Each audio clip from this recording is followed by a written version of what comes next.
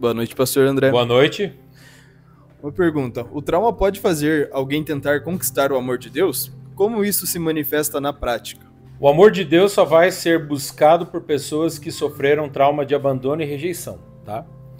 Mas todo trauma vai levar a pessoa a conquistar algo de Deus. Entenda isso. O trauma de humilhação.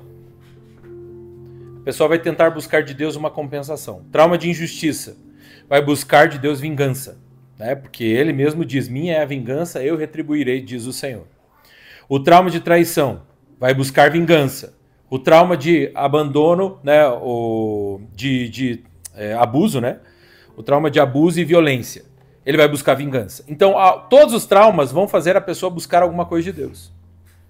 Todos, sem exceção. Né? Validação. Qual o trauma que busca validação? Abandono e rejeição. Qual o trauma que busca aceitação? Abandono e rejeição. Qual o trauma que busca ser importante? Então, todo trauma vai fazer a pessoa buscar alguma coisa de Deus. Inclusive, esse trauma não só de Deus, tá? A pessoa vai buscar na sua vida relevância profissional, vai buscar na sua vida relevância afetiva, vai buscar na sua... Por exemplo, pessoas que querem porque querem, ficam teimando em casamentos que já deveriam ser, né, colocados nas mãos de Deus. O que ela está buscando? Compensação. Do quê? De buraco que tinha no passado. Por isso a maior parte dos relacionamentos hoje, elas são afetadas por um viés emocional, e esse viés emocional traz todo tipo de transtorno. Vou dar um exemplo. Ontem eu estava com o meu instalador de aquecedor de água, e ele começou a conversar, né? Perguntar, acordei tarde, porque eu fiquei até às 6 horas da manhã escrevendo meu livro, né, sobre os princípios bíblicos e como eles atuam na vida e como usá-los, né, para ter uma vida em abundância. E ele me perguntou, que tipo de livro que você escreve, qual é o contexto, qual é o viés? Eu falei sobre traumas emocionais que afetam a vida de uma pessoa na vida adulta. E ele começou a abrir. Eu era casado, terminei o meu casamento porque, infelizmente, né, eu tive muito problema, minha esposa não sei o quê, e bababá, e agora estou com outra, e a outra fica sempre com medo de ser traída, clonou o meu WhatsApp. Você entende que você sai de um relacionamento e cai em outro, justamente problemático? Por quê? Porque você não resolve as coisas internas. E você vai procurar o que você é. Você entendeu? É isso, o vazio que você tem, você vai procurar. Não só em Deus, mas em pessoas também. Por que é tão difícil para algumas pessoas se verem como filhos, e não apenas como servos ou pecadores perdoados? Na verdade, nós não somos pecadores perdoados, tá? Nós fomos perdoados, nós tínhamos um pecado, ok? E nós nos colocamos hoje como santos. Nós somos santos, fomos feitos santos, tá bom? Isso é pregação verdadeira da graça. Mas por que é difícil as pessoas assim, perceberem como filhos? Porque todo trauma de infância está relacionado aos pais.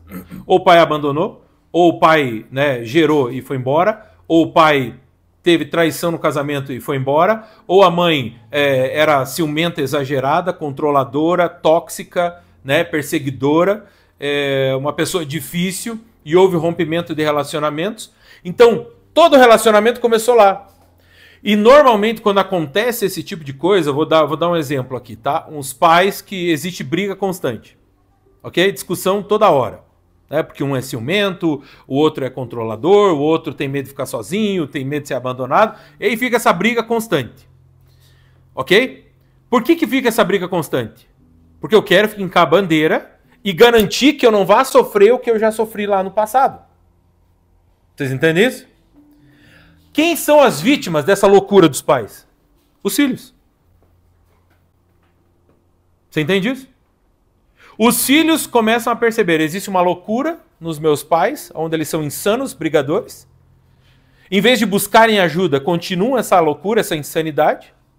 E aí os filhos acabam sofrendo com isso, porque a percepção deles é o quê? Nós não somos importantes. Nós não temos valor. Nós não somos relevantes. Nós não somos importantes. Sei lá. E aí quando você cresce e vai ter um relacionamento com Deus de filiação, como é que você vai se entender com o filho? Se a tua a tua mentalidade foi, essa plastificação do seu cérebro, né, a plasticidade cerebral, foi moldada para não ser importante como filho. Como é que você vai se relacionar com Deus como filho? Não vai. Por quê? Porque em nenhum momento você se percebeu amado, se percebeu importante, se percebeu qualquer coisa enquanto era filho desses pais. Amém. E aí, obviamente, vai, como nós já dissemos, vai procurar algo para tampar esse buraco que não recebeu. E aí continua esse ciclo maluco de relacionamentos estragados que perpetua. Daí virando trauma em cima de trauma. Trauma em cima de trauma. Por isso existe uma epidemia no meio dos crentes de divórcio. Por quê? Porque tratamento não foi feito.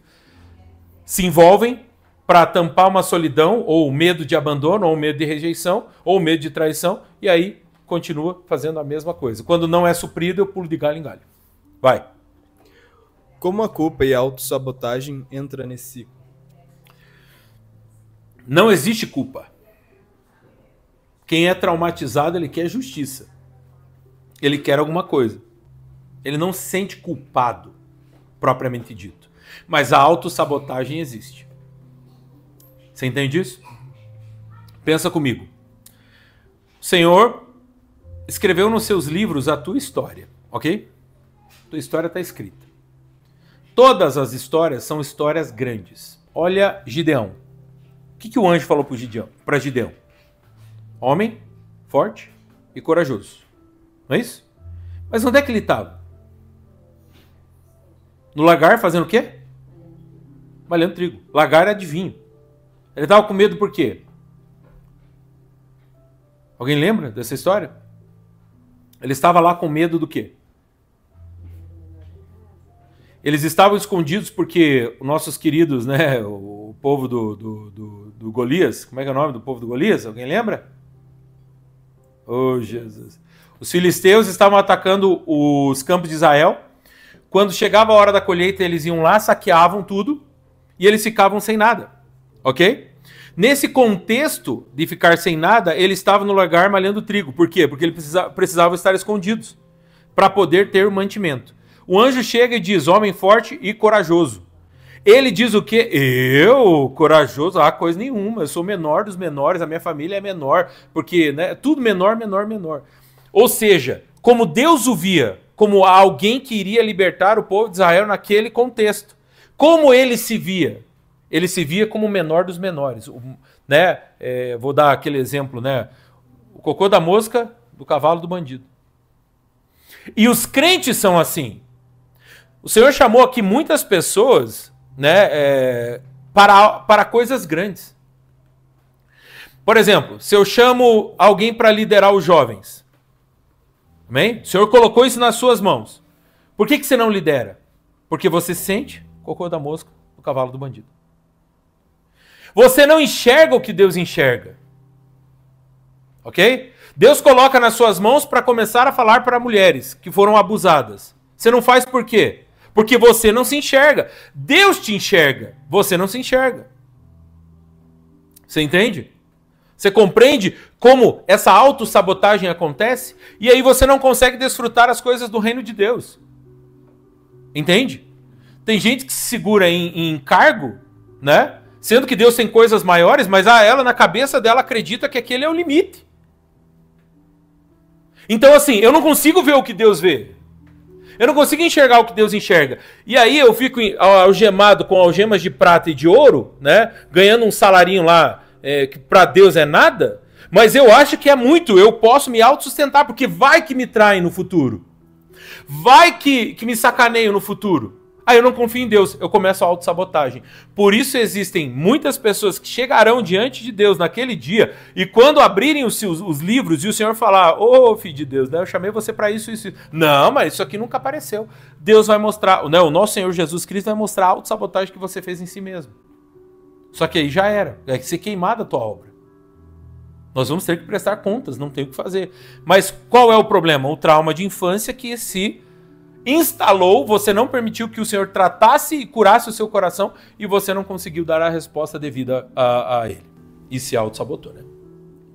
É possível estar envolvido com atividades espirituais e ainda assim viver desconectado emocionalmente de Deus? Na verdade, você vive atividades espirituais limitadas pelo seu trauma de infância. Você vai até onde seu trauma de infância permite. Ok? Você coloca um limitador, você coloca uma barreira de proteção. Quando você chega nas paredes dessa barreira de proteção, você para. Então, assim, não tem como, até, né, a frase é desconectado emocionalmente de Deus. Nós não nos relacionamos com Deus baseado nas emoções. Nós nos relacionamos com Deus baseado nas coisas espirituais. Deus é espírito, importa que seus adoradores o adorem em espírito e em verdade. Nosso relacionamento com Deus é espiritual. Só que o nosso emocional quebrado... Você sabe o que é o coração? O coração não é um órgão que bombeia sangue para o nosso corpo, tá bom? O coração, segundo a palavra de Cristo, também não é nosso espírito. O coração não é nossa alma.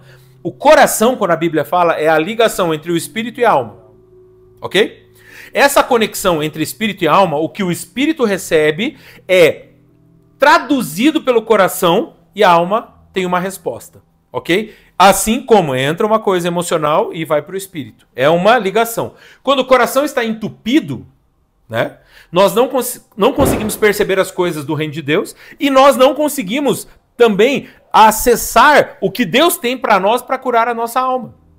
Então, existe esse desequilíbrio espiritual de relacionamento com Deus. Pessoas que sofreram traumas terão sérios problemas para viver uma vida plena em Deus, em Cristo Jesus, por meio dele. Você pode conhecer a palavra, você pode ser batizado no Espírito Santo, batizado nas águas, batizado, né, onde você quiser, em Jesus Cristo. Mas enquanto você não resolver os teus problemas emocionais de infância, você não conseguirá ser pleno em Cristo Jesus. Amém. Amém?